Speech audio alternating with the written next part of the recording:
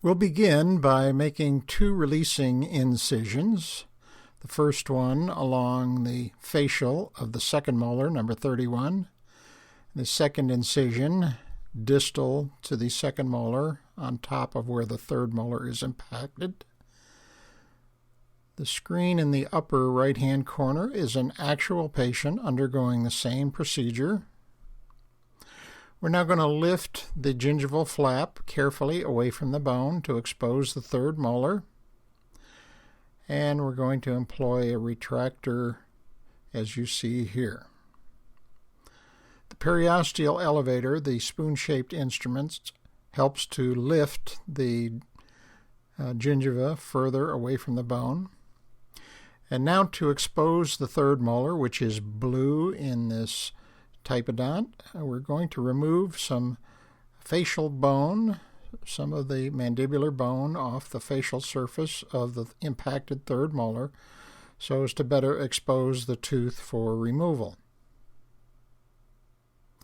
And again, in the upper right-hand corner, you can see an actual patient with the low speed doing the same thing. And you can also see the Minnesota retractor holding the cheeks out of the way.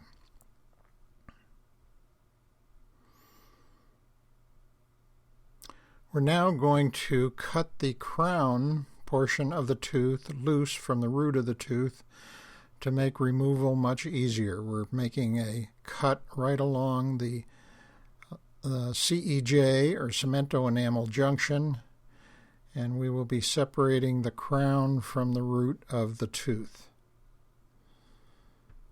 The upper right-hand photograph shows this being done as well.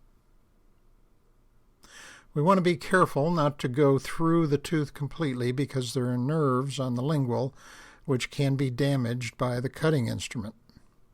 So we're only going to go through about 7/8 of the tooth, and then we will break it off with an elevator, which you're going to see shortly.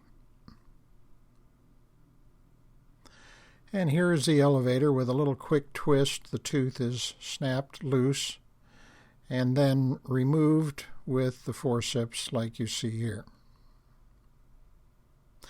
Now we have room to remove the root of the tooth, which comes out quite easily using a little elevation and grasping it with the forceps.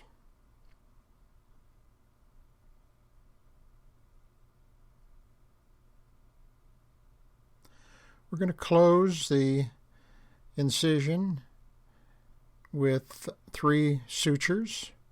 Usually 2 to 3 sutures are sufficient to close the incision from removing a third molar.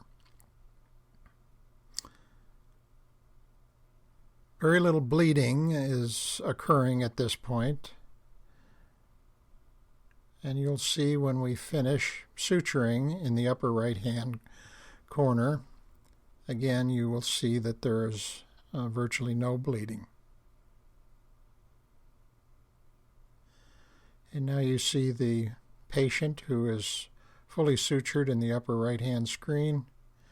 And again, bleeding has stopped, and the patient is ready to be dismissed. We would, of course, be giving the patient some home care instructions at this point, usually done by the assistant.